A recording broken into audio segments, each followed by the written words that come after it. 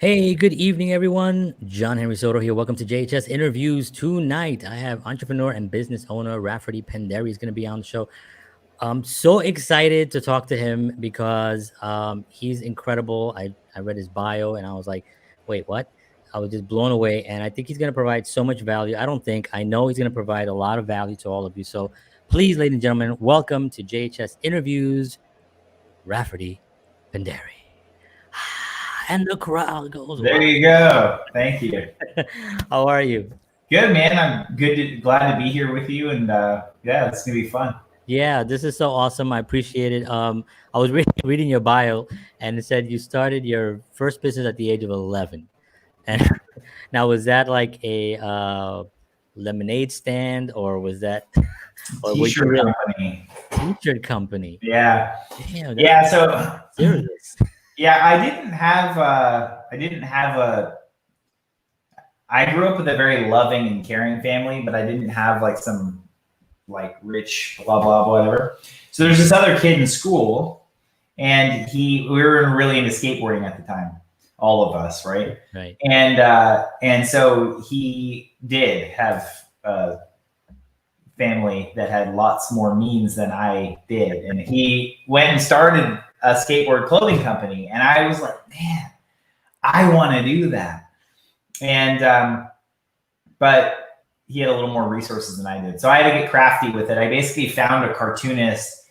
I had this idea for a shirt, so I found a cartoonist to draw a cartoon for me, and then I found a screen printer who basically I convinced him to give me a really good price on shirts. And then I basically did the dishes like 150 million times in a week. I cleaned the house, I did the cars, I did everything. I had to be, because I had to earn it all from Yeah. my Wow. parents, which was awesome. And so, anyways, I got 100 shirts made, and I sold them all in 2 days. Sold them at 25 bucks a piece.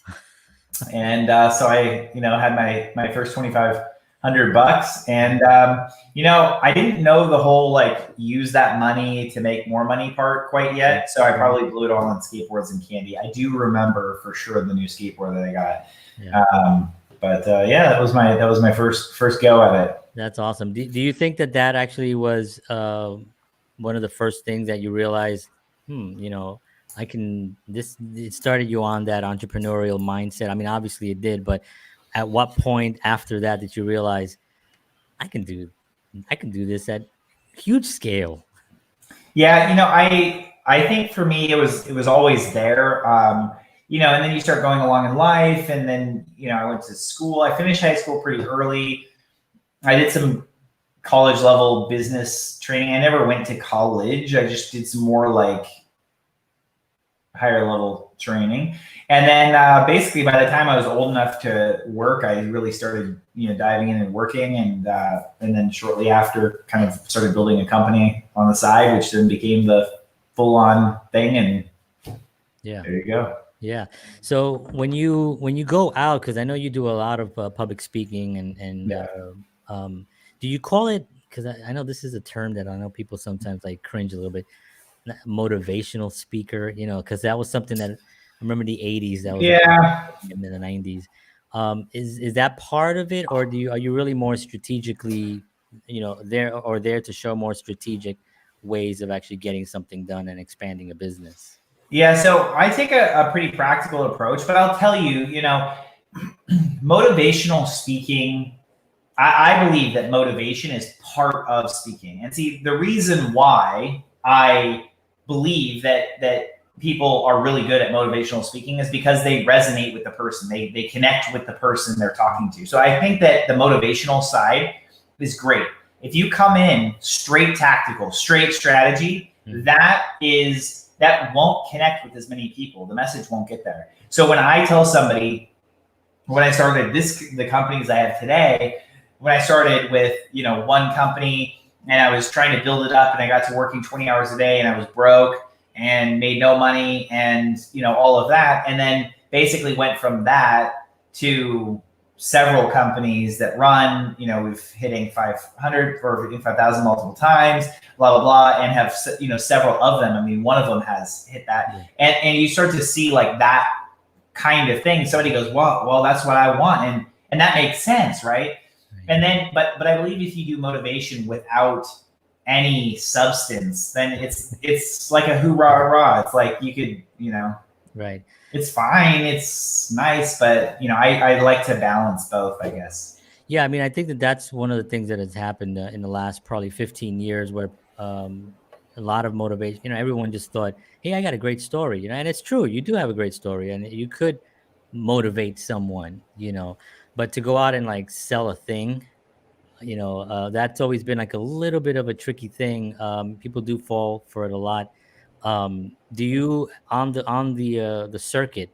Do you run into any of those? And not that you have to get specific, but do you see? Yeah, Just more motivational side only, no substance. yeah, like Yeah, I have, and it's interesting because when you do that, it's like the person who tells you just like, yeah, I grind and then I did it and then I became successful and they, so just get through your problems, like that only helps somebody so much. That basically, if it helps anybody at all, it's only the person who's sitting there going, okay, well, I'm dealing with stuff I really don't want to deal with right now, but he persisted through it, so I will. But if you do things right, you can reduce so much of the effort out of it. Right. You just start to take out complexity and things become more simple. And so it's not always just doing more work. I tried that, working 20 hours a day and, nearly killing myself. And essentially, I mean, I was, had crazy high blood pressure and blah, blah, blah, like crazy high, like, Rafi, I'm surprised you're not in the hospital high, and gained 100 pounds in a very short period of time and was broke, And so that combo is not good. And then to be like, yeah, I have the exact house I want, the car I want, I have an amazing relationship with my wife, which we've been together 14 years, and, have the companies that I want, and I have, just great staff. I love the people I work with, and we have a lot of customers, and we're growing. And yeah, it's great. And it's awesome. That's awesome. Wait, did you say 100 pounds? Yeah. Wow. Okay. I got up there. I mean, to gain 100 pounds in a short period of time pretty. You're on a bad track. When you eat dessert for breakfast, lunch, and dinner, it's a bad combo. Yeah, that's so. I was so stressed out though, So after I really started, I realized I needed to change my game. That was when I really flipped to, okay, it's it's time. It's time for me to actually share what I learned, and I did that, and I built the team, and continue building it, and I get to share that, and I get to help other people change their lives, that's what it's all about. Right, exactly. And the sharing, how you share it is so important, because I think a lot of these motivational guys don't know how to properly share it. They have to kind of write a whole write up on what they did that was successful, so then they can say, this is what I did, and now you should do this, But you go on stage and you're just with the rah, rah, rah. That's nice too, but people are going to leave there going, hey, rah, rah, rah, and it's going to last until they get to their car, and then they get back home, and then they're just like, you said rah, rah, rah, right? But you didn't really say what to do. And what's interesting about it, here's the other part that's kind of interesting. So I studied management. Like, I actually studied management, and I still do all the time. I study management, right? A lot of guys who are even successful can't tell you how they did it. They can't. It's actually, I mean, I'll tell you, more people who are successful can't tell you how they did it than not. So there are people, like, more people can't tell you than who can tell you. And so being able to observe exactly what happened, combine that with an actual system or a process or a series of processes that you can do, and to recognize that different companies are different stages of companies are different people are different, so it really goes back to what that person's trying to get out of it. Some people want to build a massive empire, and some people just want to have a nice income and spend the rest of the time with their family, and that's okay. Right. You can build a massive empire and spend time with your family. It depends on what you want, Right. And when you're speaking in public, is it easy for you to recognize where the tone of that audience is and how you're going to approach it? Because some, like you said, some might, you can't go all the way up here where the people over there are just like, I just want to make 50,000. I want to have my car. I want to go on 2-week vacation. I want to, and I just want to chill. and the guy in the back is like, I want to make $10 million by the end of the month. So is it Yep. difficult to kind of have that conversation in a No, professional it's not, because so when I first started, I was gauging the group a bit, and I talked to some people beforehand and all of that. I'm a pretty casual person because I'm a simple person. There's not a lot of complexity around anything that I do or even go over. And most of the complexity is actually just sorting through the other stuff we do. Like building a big business actually isn't complicated. It's all the other stuff we try to do that makes it complicated. Like doing it the wrong way is actually a lot harder than doing it the right way. You just have to know what the right way is. And so when we do that, I'm able to now, and a lot of times I just ask, during the talk, I go, look, hey, I want to tailor this to who's in the room, who's a business owner, who's an exec employee, who's, quote, just an employee, which is actually a really vital person in the organization. So I never view it as just an employee. Right. What I view that as is that person just has a different hat than the owner. Like a business owner is just a different hat. It's a different role in a company. An executive in a business who's not an owner is a different role. A employee who's not an executive is a different role, and they just wear different roles. That's it. Yeah. And when you're dealing with that, because it is difficult in businesses, sometimes the boss is expecting the employees to work exactly the way he does with the same passion, and they try to kind of get there. And really, I've heard a lot of people talk about this, but it's really difficult to say that, because that employee is there to work. They got a job. They might not be thinking of retiring there. They know they can't get his job because he's there unless he passes, and somehow you can get that. Yep.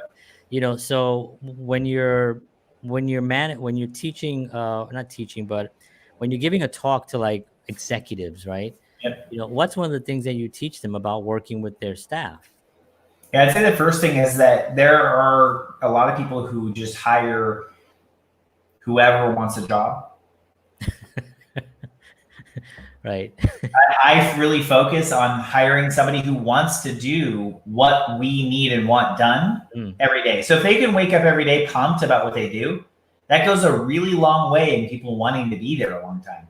Right. If they're like, hey, I just need a job, and you're like, good, I just want to give you a job, and you just give them a job, and they don't really care about the job, they don't really like doing it. Yeah. It's really tricky, to do that. So the first thing is, when you hire based on purpose, like what you're actually doing, where you're headed as an organization, does the person actually, are they into that? And so for me, it starts at what you're hiring and how you hire somebody. And it's not even that you have to find a different company to try to do your hiring or anything at all like that. I don't think. Obviously, there is a use for the companies that do that for people in certain situations. But I guess the main thing that I really focus on is when you hire somebody who wants to be there for what you guys are doing, which means you have to actually have nailed down what it is that you're trying to do. Like you have to have a direction and be like, this is clearly where we're headed. People can get behind that, people will do great work and they'll create on it. And I have just amazing people that, I get to work with. Yeah. With that. Do you actually advise any social media platforms for recruiting to any executives, or when you're doing the talk, do you even go into like, I don't know? You mean like using LinkedIn like or whatever? LinkedIn or something? What's interesting is so many companies have different ways. There's all kinds of hiring sites that they use and all these kinds of things. My focus is really more about what you say, or basically some guys that hire because they're only trying to make the company look like the coolest thing ever. Right. And I believe that 2/3 of it should be, or at least half of it should be written in a way that will turn off the people you don't want. Because like, for example, there are some people who, if you have a super startup environment and you're like, you have lots of stuff that's changing and lots of this kind of stuff, some guys will go like, they'll talk to somebody and the guy's like, yeah, I'm just looking for stability. And he's like, great, I can definitely give you stability. And it's like, well, if you're right in the middle of your startup ninja mode and you're working through a lot of stuff, you don't want somebody who's not looking to work there because they're going to not last long. Right. So you put in there, if you're looking for a high speed environment, blah, blah, blah. And I've had people read a lot, just read the post or read the job posting and the listing or whatever, and then just turn away. Or that we get in the first interview and they're talking about what is important to them and what they're looking for, and it's clear it's not going to be a good fit. And so you don't need to waste their time or yours, with it. Right. It seems that in the last 20 years that businesses have shifted in the way they actually um, treat the employees. Like there was this 80s thing that happened where, or even before that, it was like an employee was just like not treated well, Yeah. you know. And something happened. I guess it might have been with the internet coming in, and people have a little bit more of a voice because they can go on social media and be like, "This guy's a jerk," and post whatever. But what do you think occurred? Because somebody working now for a major corporation has a pretty good deal because the corporations now are treating people pretty good. And benefits are good and money is good. And so what's your take on that? Yeah, I think it's important. I mean, the staff you have, and I know it can sound a little cliche, but you could be like, they're the foundation, the building block for the business. And the employees really are. I mean, if you don't treat people well, and you're not going to keep them that long. Right. And then for me, it's important to treat people how I want to be treated. And I do that all the time with anybody. I mean, I do that with, if somebody comes to mow my lawn, I'm like out there talking to them. Hey, how you doing? It's like great person. And I'm not even like the most naturally socially out there all the time person, and even then I just at least acknowledge the fact that they exist. So, I think that's really, really important how you do that. And money is one aspect of it, but I'll tell you, having a really great work environment where people actually want to be there goes a long way. And it takes work to do that. So money is one aspect of it, but the other aspect is, do you acknowledge people for doing a good job? Mm-hmm. You say, hey, well done. Hey, thank you for everything you do. Hey, you're amazing, and just acknowledging people for doing great work. Yeah. It really goes a long way. Yeah, I think that surprises people too. I have a broker. I'm a real estate agent here in New Jersey, and my broker is amazing. He's like, he's so great. He became such a good friend of mine that I named my son after him. So wow, it tells you he's how great I think he is. And he just can communicate. He looks at people. He's very open to suggestions. He's just a really nice, and and I don't think he'll be upset if I say this, but it wasn't always, the people around weren't always like that, weren't always friendly, and it took and when I got there, we had talks and stuff, and little by little, he has this amazing office that he put together right now with these incredible, really, really wonderful people. And it really just came from the fact that he acknowledges people and he wants people to do well. And I think that was my next question. Employees, or actually executives I had an executive years ago, and he wanted me to get so good that I went and got another job. Like he told me that, like he said, I want you to do so well here that I want you to get promoted and get your own club and then be my competitor in whatever, and I thought, wow, that's pretty cool, and when he said that, I felt I wanted to work hard for him. Where do you put that into a training? Like, how is that, how do you get somebody to see that, to understand that you want to make them so good that they will leave you because they got something better, but they're like, well, I don't want them to leave me. I want them to be here forever. So to me, I love my staff, that I just have, again, they're fantastic staff, and the people that we have they're awesome. So for me, I don't want them to go anywhere else. And I'll tell you, a lot of them have said, hey, I'm happy to work here for the rest of my life. And I'm like, that's awesome.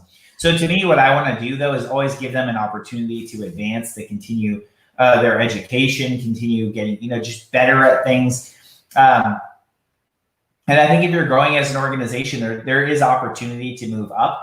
And the reality is, for some people they want to, for some people they don't. Right. So you don't need to force the issue. If you understand the person you're dealing with, if you understand that person and what are their goals, what are they going after, Right. you can help align to that too. You can do that within obviously, the parameters that you have, but you can do that.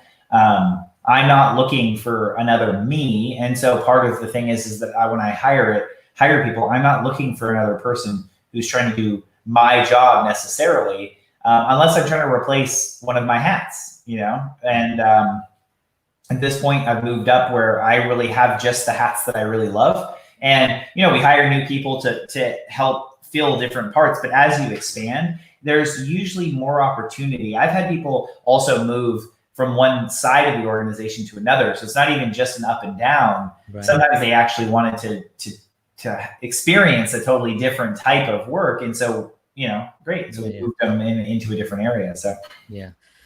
How much traveling do you do in a in a year? Well, this year has been a little this slower, year. right? We'll start with yeah, I've been doing a lot of online seminars and everything, but let's see, the year before, it could be anywhere from, there was a couple years there. I didn't check last year exactly. I forget how many miles, but the year before and the year before that, it was 100 probably 120, 140,000 miles. And that was a lot. Like it was intense, and I like traveling, but not that much. Right. It's that was intense. Yeah. So I've kind of worked it out now. I think I have a good balance that I'll do, just more things online and less travel in general. And then, just kind of do it that way. That's awesome. Let's talk about some of the tools that you have in your organization.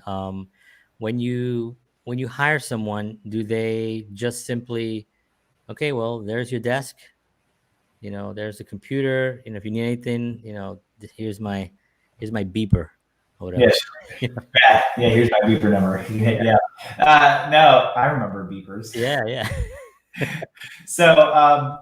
So it basically we have basically an onboarding checklist. So when a new person signs up, we also have a progression of hats that they go through. So there's training that we've done where we actually have courses we've created that go over basics. Like there's a basic orientation for a person in our company. So just to be oriented. Right. There you go, right? And then it's one, the next one, the next one, the next one, the next one. And so we've kind of built it up to a progressive level of training. And then there's always like an apprenticeship, essentially. So as a person gets going, we set them up with all their tools. Usually it's the person above them who's making sure they get rolling. And essentially what we're trying to do is get them able to actually get stuff done that whatever their job is, whatever that product is they're going for. We want to get them there as soon as possible, because what happens is they start having wins, right? If it's such a long ramp up for a lot of people, it's a tough thing. You want to be able to be good at something and be able to do that. And so when we can take somebody, get them up and running, get them producing, and able to do that, the sooner the better for them and for us. So it really becomes a win. So we're remote. Our people are everywhere. And so it's pretty cool. We have a combination of different tools that we've used, just all kinds of different softwares and stuff, depending on the area of the company, and our own custom built stuff because we build software. So we kind of have a combo of all these things that allow us to make sure that our people, get trained and are able to do that. Yeah. I want to touch a little bit on being an apprentice, because that was the way things were, about 100 years ago. Yep. I want to actually put horseshoes on. You go to the stable. Who does that? And you follow him around and you learn how to do it, and then you get a job. And that kind of went away with the whole the educational system, or the whatever the system that was put into place. What happened to that? It seems like the way you're doing it, it makes the most sense, because you bring somebody in, you orient them into the environment so they know where everything is, and they know the people, and everybody knows who they are, and then they find out what they are passionate about, or maybe they already know coming in that they want to do graphics or they want to do whatever it is, finance or whatever. And then they just follow, then they go and they do an apprentice with someone, apprenticeship with someone. That seems to make so much sense. Is that an intentional thing, or was that something that just is the way it is in the structure? So for us, it's intentional. I mean, we always know what we're hiring for. So when we bring somebody on, we know what their role is going to be and what they're actually learning, right? But when they come on, they're going through those actions, and we're seeing that they can actually get those results. Because you'll have salespeople, for example, who say, I've been a sales guy for 30 years, but that doesn't mean the person can sell at all. And it doesn't mean that the person can sell even in our company, right? Like, I mean, the fact is that depending on the size of your business, and I've seen the mistake actually made in guys who have like a small company, for example, and they hired somebody who's like, I've been, a top salesperson at IBM. And that's great. The fact that they sell as a top salesperson at IBM is awesome. That does not necessarily translate to being a top salesperson in a small company who's getting going, because they have the gajillions of dollars of name recognition of IBM. When you're calling from IBM, you're somebody, you're legit in the eyes of anybody. And that's not to knock those people. That's just to say it's a different selling environment. If that top sales guy, he's above a whole bunch of other people who are at IBM who can't sell as well as them. Right. So anyways, the reason I say that is you're in a position where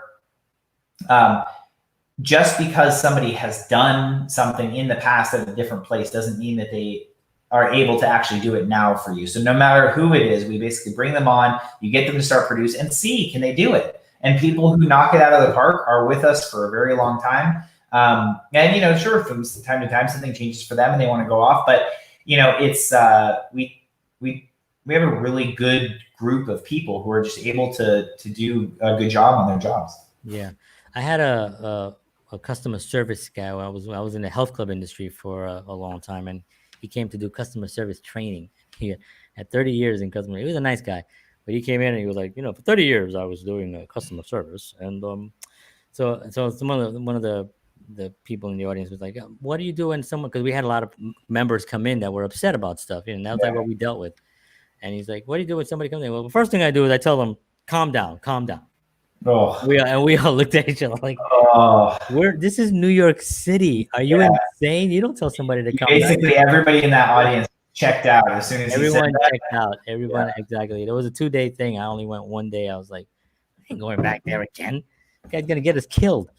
So it's such an important thing, training, when somebody comes into a company and making sure that you put them through through an actual process that makes them feel comfortable to be there. That's why they want to continue there. I want to talk a little bit about NASA. Okay. I don't know. I just saw that on your oh yeah, I didn't know. Put it on your bio, and I was like, NASA. Yeah. And the what was it? The Canadian Space Agency. So I wanted to touch a little bit upon that. Now I know you're a tech entrepreneur, right? So it's software driven. So that's pretty intense software. What was that experience like? Which one? The NASA. Oh, that part? Yeah.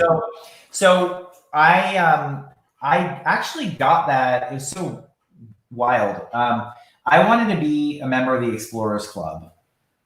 That was in the back of my mind. It's 100-plus-year-old club. Oh yeah. You have to do some legit things to be part of that club. And I was like, man, I'd like to do that. And it was this thing in the back of my mind. So I had this opportunity because a friend of my dad was working on a project, and it was out in Mojave Desert. And this is not sexy at all. Right. I mean, the part of being out there was cool, but the job was, he had a hot air balloon that needed to, basically they were using it to do heat sensitive imaging to find cave openings. That part, awesome. My role was the hot air balloon crew chief. So basically I was responsible for setting up, helping, and I had to train to do it with them. Yeah. set up, get this hot air balloon up, take it down, and that is a lot of hard work. And we were doing it in the middle of the desert, right? So like it was tough. And I was like, you know what? Whatever. This gives me an opportunity to do it. And my mindset was, I want to make myself invaluable, right? I just want to create so much value. That's what I want to do. And so there was a woman from NASA who was there, who was doing a bunch of documentation of stuff, and she was having a problem with her video camera. And I said, well, I can help you with that. And so I helped her get it straightened out. And I said, oh, you want me to video that? And I just basically started helping her for, an hour or whatever. She basically, stole me for the rest of that project for the next couple of days to help her all the time. So then I was invited back again the next year when they did it. And after that, I was invited back again. Then I was invited up to Canada. And wow. It was just such an awesome experience. Those people, it's just amazing to actually be able to work with guys. And what they were studying was they were doing analog research. So what that means is it's for Mars research. So analog research means you want to study Mars. Well, it's a little impractical to get to Mars to study it. So why don't we find similar surroundings, similar situations, similar things that we want to try and test here that allows us to then utilize those things there. And so they were trying to find, using this heat-sensitive imagery to find cave openings. And then it went further when I was in Canada. They were using these little one-man submersibles. And that was a lot of fun. That was a lot of, so was Mojave. And the whole thing was wild, right? Yeah. So what I ended up doing is helping co-author some research papers on, because it furthered from there. And it basically went into, how do you use social media? How do you use the internet to gain public interest and public support of your project? Because these projects are publicly funded. Right. So you can't be nobody in your own little realm and expect to get much funding. But if you start to actually have an influence on the people around you and you get a lot of interest from public, it's easier for them to get things funded, essentially. Yeah. So I helped co-author those research papers with some amazing people, and I actually did. I got invited to be part of the Explorers Club, and so I am a member of the Explorers Club as well. And it was fun. It was wild. I went 2 weeks a year, and I got to go there, and I also got to go to the underwater research base outside of Key Largo. So I got to do some pretty cool stuff with those guys. That's amazing. And you were one of the youngest members in the Explorers Club. That's incredible. Yeah. So when you get a project like that, does it change your, like, did you have a direction at one point and then this kind of like came about and you were just like, oh, okay, I'm going to the desert and I'm going to go do this. And yeah, while you were there, did it kind of change your direction of what you wanted to do, or did you still have a path of I still knew where I wanted to head, and overall what it did is it shaped things. You take these experiences and you go, what do I learn from that? Like, what did I learn? And one of the things that I really learned was the way that I'm going to be invited back is by making myself invaluable. So when I started doing that when I work with clients, I go, okay, I want to make myself invaluable to these people. Mm-hmm. Like, how do I make myself so help them so much that they're like, of course, of course I would never, think of not working with Rafi, So, and when I do that in seminars, I do that in speaking, that's,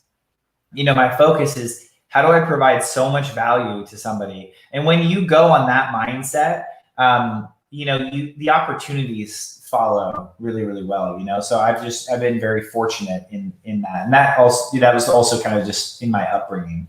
Yeah, I was going to ask you, where were you originally born? I was born in LA, and I lived between LA and Florida my whole life.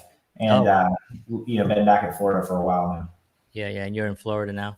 Yep. How is it over there? Hot? Hot, man. Hot. People that complain about heat, and like, you know nothing. Like, it's 98 degrees. It'll get to 104 some of these days. But like, when I'm out, I'll be out running, and I look at my average on that. It's 98 degrees and 80% humidity. And I'm like, that's like getting slapped in the face with like a jacuzzi. Right. It's just, it's like running in a sauna. It is. It's intense. Wow. Yeah, I went to Florida once with a couple of times, but I went with my wife, and we were walking, and it was about 70 degrees, and there were people with like coats, like jackets. Oh yeah, yeah, yeah, yeah. Yeah, You we're start like, getting down to 65 here, and everybody's yeah, covering up their plants. It's like, like what's going on? yeah, So, it's so funny. Um, so I want to talk to you a little bit about the happy couple, yeah. because it's such a huge, and that's kind of like where I discovered you and Hana Lee, because I kind of saw these this amazing, very energetic and positive people giving us this information, and I always thought it was given in such sincerity that I always watched, and I think that Oh, when when you can't leave, you yeah, just want to just see it. Even if I look, it's like, oh, it's an 8-minute one. Okay, so I gotta give myself 8 minutes. yeah. And I watch it, and I asked if if you guys would be on, and you said yes. So, how I spoke to Hanali yesterday a little bit about how that came about. What was your take on that? Like, was that something that you just like, yeah, let's do it? Yeah, it was interesting. It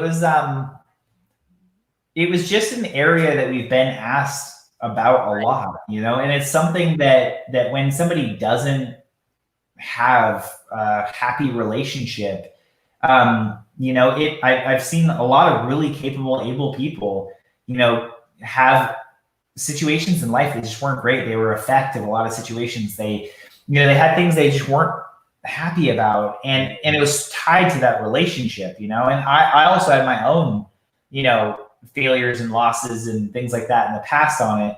And so, as I wisened up, and got a little smarter and figured some things out, I was like, I want to share this with people. And so for both of us, our goal, I mean, really, if you just take both of us, not even just together, independently, you took both of us, our goal is to help as many people on this planet as we can. We want to reach as many people, and that is a Starhead goal. But we've been to quite a lot of parts of the world, and we've been able to help a lot of people, and we love that. So that was the kind of impetus of it, and it's been interesting. It continues to grow, and we continue to get people who write us all the time with things that just blow us away. We're like, wow, we were able to legitimately help this person. Yeah. And so we had somebody the other day write us, and it was actually really deep. It was profound. And it was like, that would have been worth doing this entire thing the last year that we, little over a year or whatever, that we've been doing it, to help that one person have that one thing that changed their life. But it's happening more and more now. Yeah. And we're getting people who are writing us saying that. And it's really cool. And it's so great that it really was born from people actually asking you. Yeah. So, it wasn't like you guys sat home and go, maybe we should, even though nobody's ever asked us, why don't we? Yeah. Why don't we start giving advice? Yeah. But it's just because it was just a thing that just was happening. So and you could feel that when you're watching the videos, you can feel that it's not coming from a place of like, we know better. It's coming from a place that it's like, this is how we're doing it. 14 years of happiness, and we are the happy couple, and do you ever get people who are like, oh, come on, they can't always be happy? Yeah. I've had people write me and say that. Really? And it's funny because, although there are times we work through stuff, see, what you just said is actually the same exact thing that when people see speakers they don't like, it's actually the same mechanism happening there, which is when you speak from experience, meaning I'm willing to say, I have messed up on this. I have not done this right before. I'm talking about from my experience. It's a completely different thing. Nobody wants to have somebody sit there and say, I am so perfect and I was born from the womb this way. And, one day you will be as cool as me if you wish in your dreams. Right. If you pay $500 tonight and then everything else, then you will. But it's a totally different thing to say, look, I've been where you've been. Right. And so that's kind of. Yeah. It definitely comes from that sincere place. And when people, and I wouldn't think that a lot of people would say, are you, because I think you talked a lot about working through things, Yeah. because that's part of the whole process. You can't just, you have to actually give those things. But one of the things that I wanted to say, which I said last night also, was that you go very specific on things, which it seems like you had a broader subject and then you just broke it down into tiny little pieces. And you like what, like what irks you, or what pet peeves and Yeah, pet things like peeves. that. Yeah, and I love that, because it just shows that there are things that everyone has. Yeah. I've been married 17 years. So we've I'm a Hey, crazy well Puerto done, man. Rican. That's awesome. Thank you. I'm a crazy Puerto Rican. She's from the Midwest. So it's completely does not make sense, but it Yeah. works. And so whenever I hear, I actually will play them for her. I'm like, listen to this one. That's 'Cause awesome. and maybe I'm coming from the place of like, you see, I was right. maybe maybe I'm not saying I am. I'm saying maybe. I was like, you see, I was saying that the other day. But I think I love that. And I definitely want to see more of those. It's Awesome. fantastic. Thank you. Yeah, absolutely. Do you guys do because I know you do a lot of speaking engagements. Do you guys do happy couple speaking engagements, You or know, yet? we actually want to. It's something that we're actually looking at doing. In the not crazy distant future, we actually want to put together. What we want to do is put together like a weekend, set of seminars for Yes. people that we that we do together, and help people actually work on improving their lives across several different things, Right. like several different areas and facets. Like one is you're working on the relationship itself. The other is that you're working on, there are things that create rubs in relationships. And if you can get those things smoothed out pretty easily, people will leave with a completely different outlook and a totally different level of create and all this kind of stuff. So we kind of want to do almost like a retreat Yeah. with people, a little more hands-on, a little more one-on-one, it's a smaller group of people like that. And so we're actually starting to kind of put some plans together for doing something like that. That's so great. I love that. So let's talk a little bit about we're at almost 45 minutes. Yeah. I want to talk about like the process that you go through on your day, because it seems like this is my mindset, because I think like you get up at like 4 a.m. and then you go running till 5 a.m. Then you eat breakfast and then you just whoosh, and then you go to bed at midnight or 1 o'clock in the morning. I mean, I don't know. That's my mind, because of all the businesses that you have, and all the obligations, and I wouldn't even call them obligations, because that's actually not a nice word, but all the No, I get what you mean. Responsibility. Yeah. responsibilities that you have. Um, do you are you is that what happens? I mean, do you? So I figured out something about myself, and it took me a number of years to realize this. I like being busy. Right. So the problem was, Yeah. right? So yeah, I figured you'd be the same way, right? Mm. I like being busy. I am not. I don't do good sitting around. It's just not. What I like to do when I like to just hang, it's because I'm with friends, with family, and I like to just spend time with them. I can frankly do anything. I don't have to do anything. I can just literally sit there and talk with friends. I can just, and I'm more than happy to do that. But I like to be busy. And so before, it was a compulsive, obsessive, I have to do this 20 hours and all this stuff. And I was overwhelmed all the time and all of that. So what I have now is not that. Mm. What I have now is, I'm training for an Ironman. Whoa. I'm doing, all my work and growing these things. Even now, even in these times, we're growing, doing seminars all the time and doing all this stuff, creating the happy couple stuff, and just doing all of that. And so I am busy a lot, but I'm generally pretty good about training. But there are times, like you said, get up and run. I have a training program. Sometimes I'm not great about getting everything done, because my day gets a little messy, Sure. Especially when we have like some big milestones that are going on. But otherwise, all in all, I'm pretty busy from when I get up to when I go to bed. And frankly, there have been times where I kind of got it to a point where I really didn't have to be. Right. And then I found myself spinning up something else to there's always something. go create on something. So then I start doing that, and then all of a sudden I was busy again. And I realized, oh, I actually just don't like sitting there for long periods of time not doing anything. And different people are different on that. You know, like some people they really want to kind of stick within their work hours, and that does not make that worse than the other. It's just preferential. You know, I've helped many people just build a business so that they could kind of just do it during the time they want to do it and not the rest of the time. But see, I think about it all the time, and I work on it, and I kind of have it in my mind. And if I want to, I could just work a handful of hours or whatever and be done.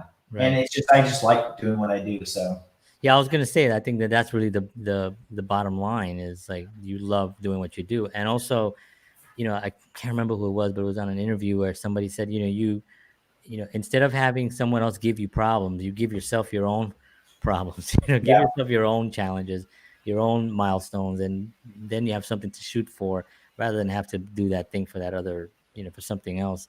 The one thing that I hate the most, I hate going to the beach and sitting on the beach.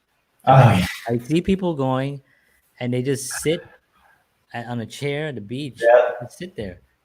And it drives me bananas. It drives me almost, I can't do it. I literally can't do it. And this is not like a thing now that I'm an adult. This is when I was a little kid and my grandparents would take me to the beach.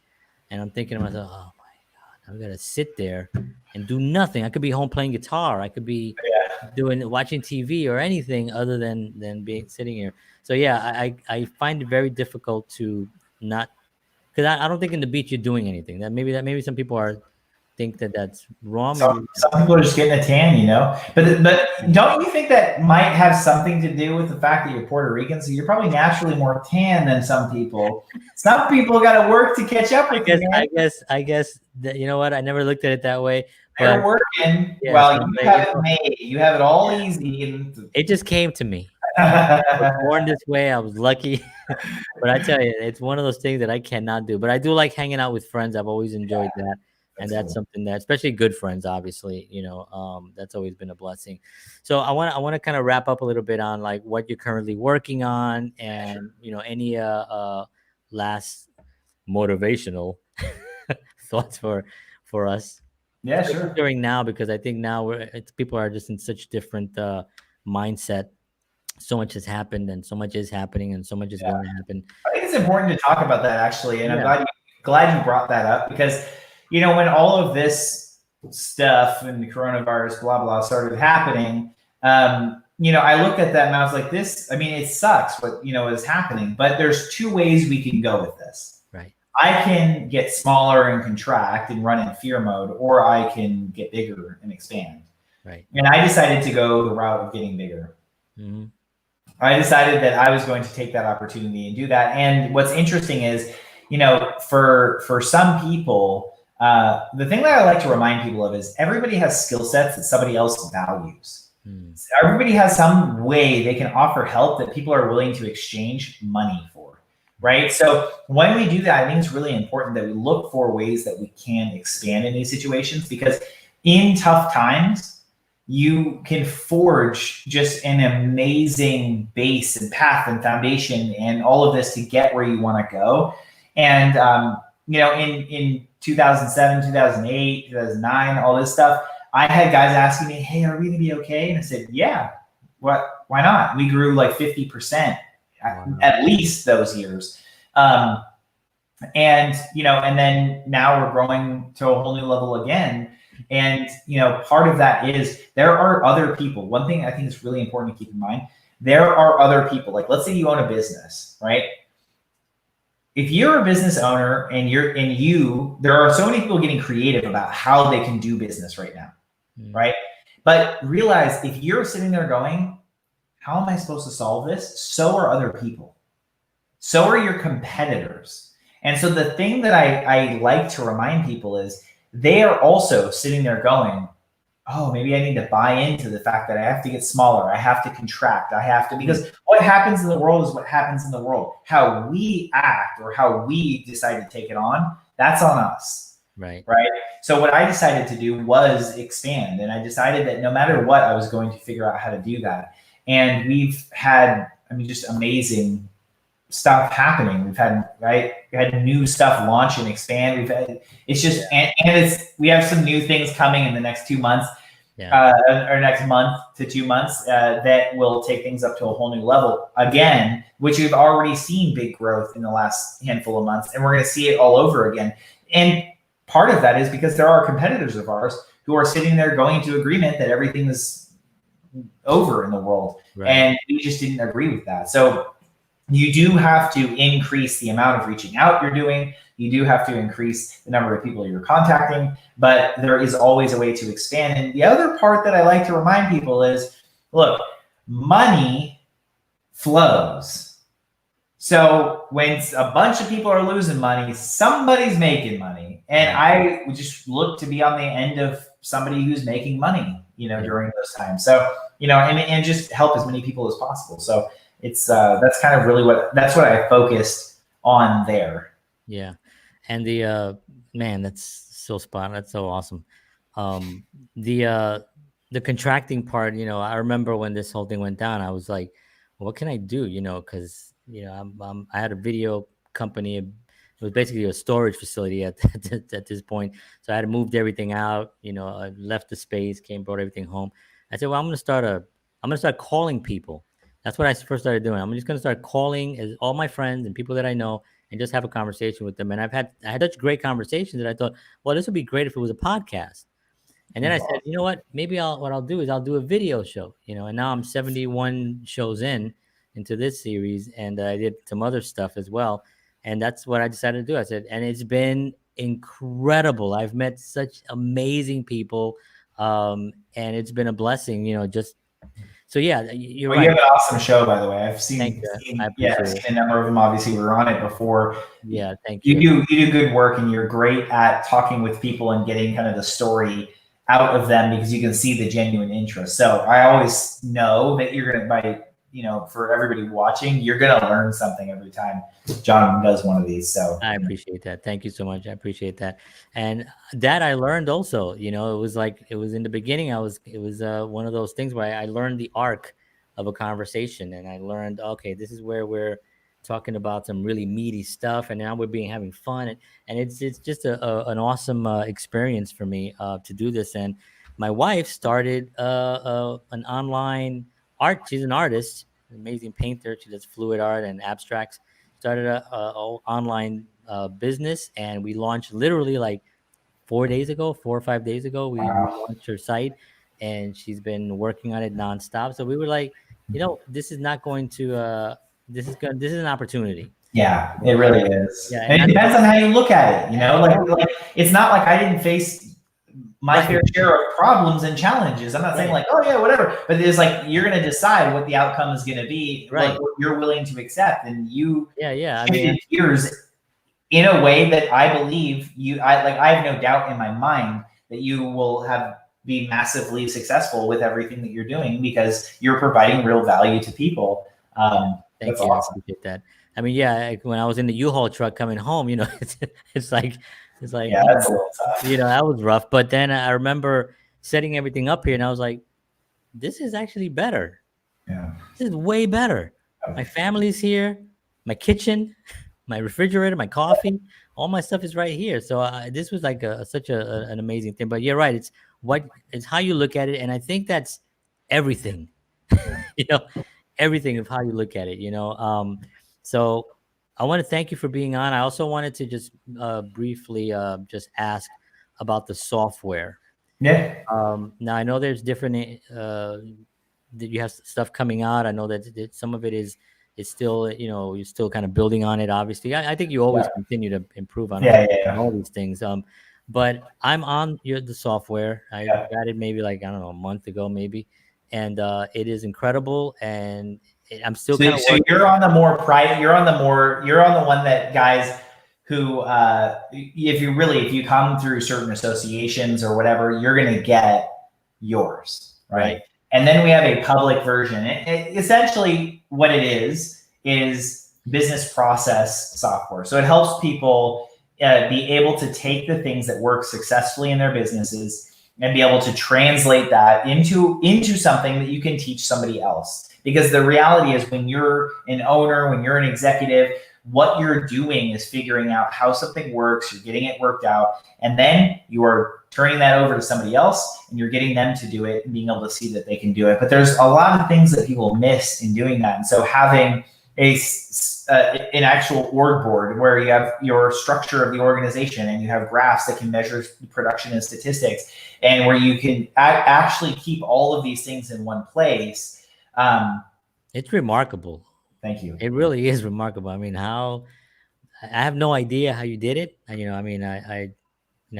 no idea how they made Pac-Man either, but yeah, I know. I'm still trying to figure it out now. Yeah, but it really is well done on that, and incredible software. And I'm looking forward to the. I know you have, I think, an app you mentioned earlier. Yeah, mobile app for it. No, man, that's gonna be just fire. It is. I'll show you. I'll give you some preview before I show everybody else. So excited about that. So, thank you so much for being on the show. Hang tight. I want to say goodnight. So thank you so much. Please, I'm doing other things. I'm doing another show called the JHS show, which is I'm gonna do interviews, but I'm also gonna do some fun stuff as well, like music and film. So I'm gonna expand to something a little bit different, but I'd love to have you on back. Yeah. So it'd be my pleasure. So thank you so much for being on. Yeah, thank you for having me. Appreciate it, man. You got it. All right. Wow. That was awesome. You know what I love? Specifics. When someone is giving you specifics on what actually successful actions are, what you can actually do, there's no rah-rah, there's just practicality. And I love that, because that is really what's valuable. People want practical things that they can go home and be like, all right, here's my pen and paper, here's what I'm going to do. And that's what Rafferty is all about. And I just love it. So I want to thank him for being on. Thank you all for watching. I appreciate you all so much. If you enjoy these interviews, you can also just subscribe to my YouTube channel, hit the little bell, and you get notifications. Also share this with people, because I'm sure there's a lot of value here. So you want to share this for sure. So thank you, everybody. And I will see you all in the next incarnation of whatever it is that I'm doing, called the JHS show. And thank you all for watching. I love you all. And as always, peace.